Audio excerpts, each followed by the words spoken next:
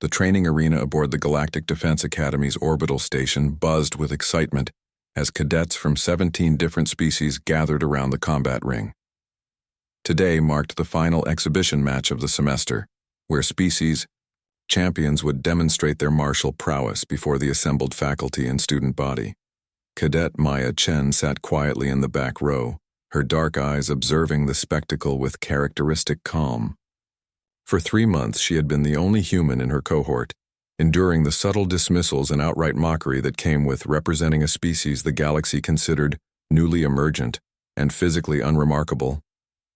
"Look at the little human," chittered Zexkar, a mantis-like cleath whose razor-sharp limbs could slice through steel.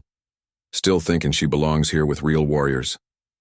The crowd erupted as champion Gorthmak entered the ring. Standing 9 feet tall with chitinous armor naturally growing from his exoskeleton, the Vraxian had never lost a match in his 4 years at the academy. His species had conquered half their star system through pure physical dominance before, achieving spaceflight, and Gorthmak embodied every terrifying legend about Vraxian combat superiority. "Today, we witness the culmination of warrior excellence," announced Instructor Veltar, her forearms gesturing dramatically. "Champion. Gorthmak will face any cadet brave enough to challenge the apex of martial achievement."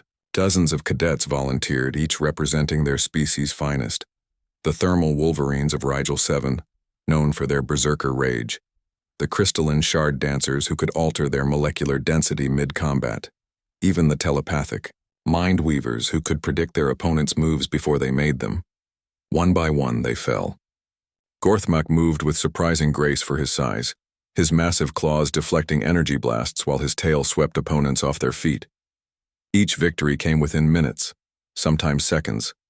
The champion's roar of triumph echoed through the arena after each defeated challenger limped away. "Magnificent," Veltar proclaimed. "Surely no cadet can match such—" "I'll fight him." The voice was quiet, almost conversational, but it cut through the arena's noise like a blade through silk. Every head turned toward the back row, where Maya Chen was rising from her seat. The silence stretched for several heartbeats before laughter erupted from the crowd. Even some instructors struggled to maintain their composure. A human challenging a Vraxian champion seemed like elaborate suicide. "Little human," Gorthmak rumbled, his voice like grinding stones. "I admire your courage, but I have no wish to accidentally kill you. Perhaps you should—" "I'm ready now," Maya interrupted, already walking toward the ring. Her movement held an odd quality that made the laughter fade, a fluid, economical grace that reminded the more observant watchers of apex predators from their homeworlds.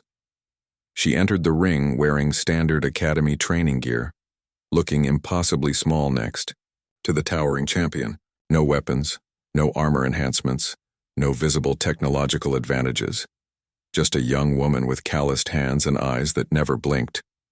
"Begin!" Veltar shouted.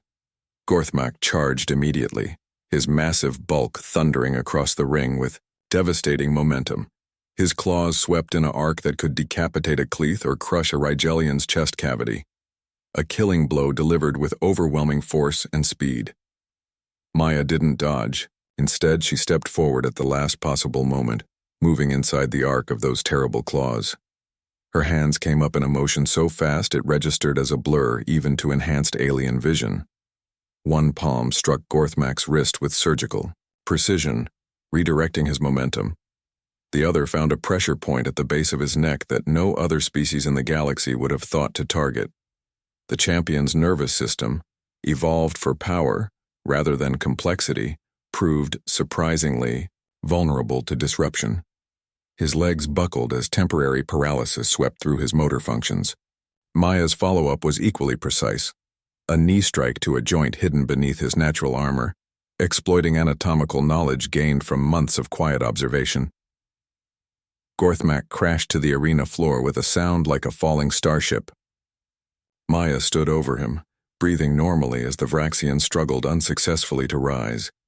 The entire sequence had lasted exactly 4.5 seconds. The arena remained silent for nearly a full minute. "How?"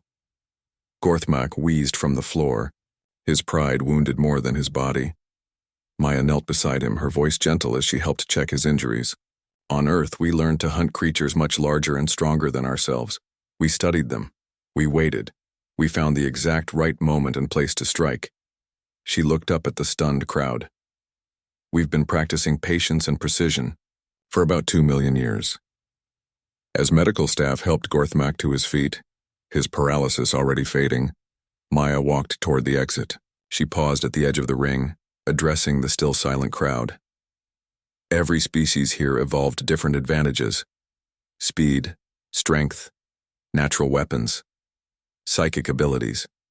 But humans evolved something else. Her quiet voice somehow carried to every corner of the arena. We evolved to outlast, outsmart, and outthink anything that wanted to kill us. We didn't need to be the strongest or fastest. We just needed to be the most stubborn and the most clever. She smiled then, an expression that somehow contained both warmth and something much more dangerous.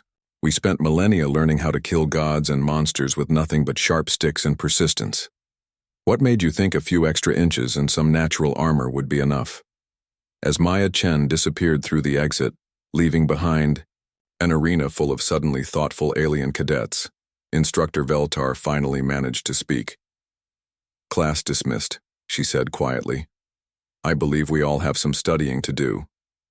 The quiet human cadet had waited 3 months to make her point. When the moment came, it took less than 5 seconds to change how an entire galaxy thought about humanity.